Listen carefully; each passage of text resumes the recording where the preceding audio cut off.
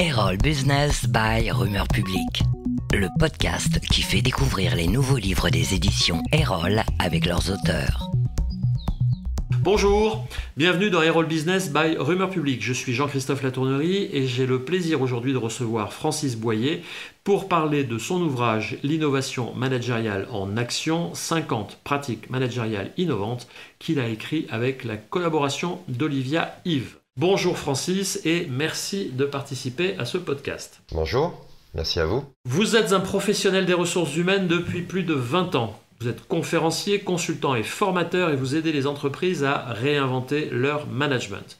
En effet, le management est à bout de souffle. Dans ce monde d'accélération des transformations, les fondamentaux de l'entreprise sont revisités, voire bousculés.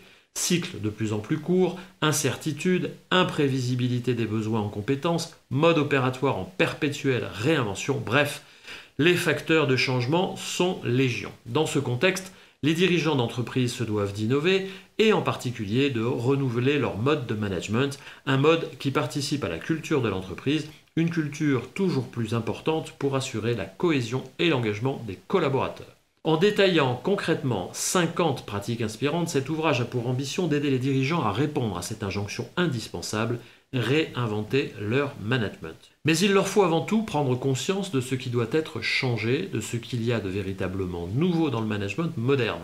Prendre conscience de ce qu'il faut changer dans le management pour que chacun, manager et collaborateur, concilie leur épanouissement individuel et la performance collective. Il faut aussi comprendre les résistances au changement, à ces nouvelles formes de collaboration. Francis Boyer énonce les principes clés qui permettent de dépasser ces résistances. Le lecteur découvrira dans ce livre 50 pratiques managériales innovantes et il s'agit bien de pratiques concrètes expliquées à partir de leur mise en œuvre sur le terrain par des entreprises françaises ou étrangères de toute taille et de tout secteur. Vous y croiserez les ateliers « Oui, j'ai du talent » développés par Decathlon pour que les projets proposés par les collaborateurs valorisent leur talent. Vous découvrirez comment Thales Hélicoptères Avionics encourage ses collaborateurs à prendre des initiatives sans avoir recours à la hiérarchie. Blablacar vous enseignera comment considérer les échecs comme des sources de progrès et vous apprendrez pourquoi et comment le fondateur de Airbnb répond publiquement et chaque semaine à toutes sortes de questions. Chaque exemple est expliqué en détail, la pratique, l'appropriation de l'idée et les bénéfices que vous pourrez en tirer. L'ouvrage est organisé en grandes thématiques qui répondent aux grands enjeux et attentes d'un management réinventé.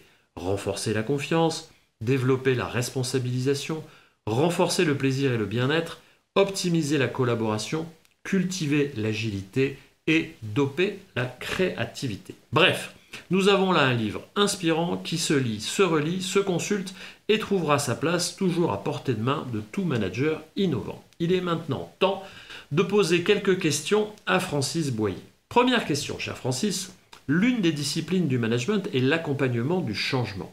En quoi notre époque est-elle soumise à des changements si importants et parfois si violents qu'ils nécessitent de réinventer le management ? Deux raisons majeures amènent les entreprises à innover. La première, c'est un environnement qui est devenu depuis quelques années ce que l'on appelle VUCA, à savoir volatile, incertain, complexe et ambigu. Et le second facteur, c'est une évolution des attentes des salariés qui aspirent aujourd'hui à plus de bien-être et de liberté. Quand on cumule ces deux contextes, on se rend compte que les fondements du management traditionnel que nous a appris pendant des années n'est pas du tout adapté à ces particularités-là. Et la pérennité d'une entreprise aujourd'hui repose finalement sur sa capacité à innover de manière permanente. Et pour mieux innover, de mon point de vue, il me semble important qu'elle commence déjà par innover en management. Quelle définition donnez-vous de l'innovation managériale ? Alors pour moi, l'innovation managériale a pour but justement de s'émanciper de la relation parent-enfant, qui a plutôt tendance à infantiliser la relation, et développer une culture de la co-responsabilité, où chacun se comporte en adulte, qui est basée sur la confiance, la bienveillance et l'autonomisation des salariés, car je pense que ce sont les mieux placés pour savoir ce qui est bon pour eux, pour l'entreprise et pour leurs clients. Donc le fondement de l'innovation managériale, c'est comment évoluer d'une relation parent-enfant à une relation adulte-adulte, pour permettre à la fois aux collaborateurs, mais aussi aux managers, de trouver le meilleur équilibre en matière de collaboration et les solutions qui sont les mieux adaptées pour eux. Vous définissez dans l'ouvrage 6 piliers de l'innovation managériale. Quels sont-ils ? Et les 6 piliers qui sont présentés dans l'ouvrage sont les domaines sur lesquels les entreprises doivent travailler pour mieux concilier épanouissement individuel et performance professionnelle. Et surtout pour être mieux adaptés à un environnement tel qu'on a vu, à savoir VUCA. Ils sont issus à la fois d'une analyse des limites du management traditionnel, mais aussi des caractéristiques qu'ont les entreprises qui évoluent avec une certaine sérénité et une efficacité dans ce nouvel environnement. Donc j'en propose 6 et je commencerai par la créativité parce que je pense qu'aujourd'hui la pérennité d'une entreprise repose essentiellement sur sa capacité à innover de manière permanente, de manière à se différencier durablement de ses concurrents et créer de nouvelles valeurs sur son marché. Donc ce que propose l'ouvrage, c'est des exemples de pratiques qui permettent aux entreprises d'être plus créatives. Le deuxième pilier, c'est l'agilité. C'est-à-dire que, étant dans un environnement imprévisible et instable, on voit bien que les modes de management bureaucratique, qui n'ont pas été faits pour ça, ne sont plus du tout adaptés, voire même risquent de mettre en danger les entreprises. C'est la raison pour laquelle le deuxième pilier, qui est l'agilité, présente des pratiques de management pertinentes pour permettre à l'entreprise d'être plus souple, plus réactive, voire proactive. Troisième pilier, c'est la collaboration. La particularité d'une culture co-responsable, c'est l'association du plus grand nombre à la réussite de l'entreprise, quel que soit son statut, sa fonction ou son expérience. L'idée, cependant, c'est de préserver les structures hiérarchiques, parce que beaucoup d'entreprises ne peuvent pas se permettre de les remettre en question, et de transcender un peu ces organigrammes bureaucratiques et d'instaurer de nouvelles formes de collaboration qui puissent permettre de mieux bénéficier de ce qu'on appelle l'intelligence collective, à savoir tous les potentiels et les talents des collaborateurs qu'on ne connaît pas forcément avec le management traditionnel. Le quatrième pilier, c'est la responsabilisation, à savoir, on voit très nettement aujourd'hui que baser son management sur des instructions et le contrôle, non seulement est infantilisant, mais en plus peut être démotivant pour des collaborateurs engagés et soucieux d'être force de proposition et d'aider son entreprise. Libérer tout le potentiel des équipes suppose que le management apprenne à lâcher prise et à se concentrer avant tout sur le pilotage des résultats et laisser faire chacun comme il l'entend, ce qui amène au sixième pilier et qui est le plus important, qui est la confiance. L'expérience me démontre qu'aucune collaboration de qualité ne me semble possible si tous les acteurs ne croient pas en eux, en leur authenticité et en leur bienveillance. D'ailleurs, quand on pilote des projets d'innovation, on commence toujours par travailler sur l'instauration et le renforcement de la confiance compte tenu de tout ce que va sous-tendre ces nouvelles postures et pratiques managériales. Très bien, justement, ce qui est intéressant dans votre livre, c'est que ces 6 piliers sont mis en pratique avec des fiches, 50 fiches pratiques clairement détaillées. D'après vous, enfin, quelle est celle qui vous semble la plus innovante ou la plus étonnante de toutes ces pratiques ?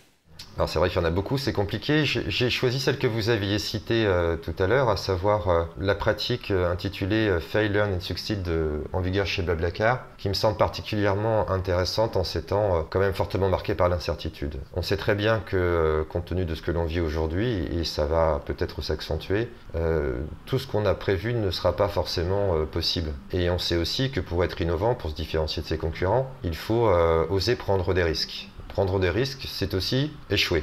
En France, la culture de l'échec est très mal perçue. Chez Blablacar, considère que l'échec est une source d'apprentissage et ont tendance à la promouvoir en se disant si on ne s'autorise pas à échouer, on ne peut pas prendre de risques et on ne peut pas être innovant. Et donc, ils ont une pratique qui s'appelle Fail, Learn and Succeed, qui consiste en fait à exprimer ouvertement son échec et ses apprentissages pour que tout le monde puisse en bénéficier au sein de l'entreprise. Et ça permet en fait de maintenir la culture de l'audace et de l'entrepreneuriat.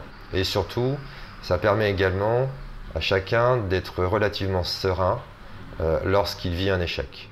Nous vivons tous une crise sanitaire d'ampleur mondiale et qui nous a obligés à repenser à grande vitesse l'organisation du travail dans nos entreprises et nos managements. Quels conseils pourriez-vous donner à un dirigeant d'entreprise dans ce contexte ?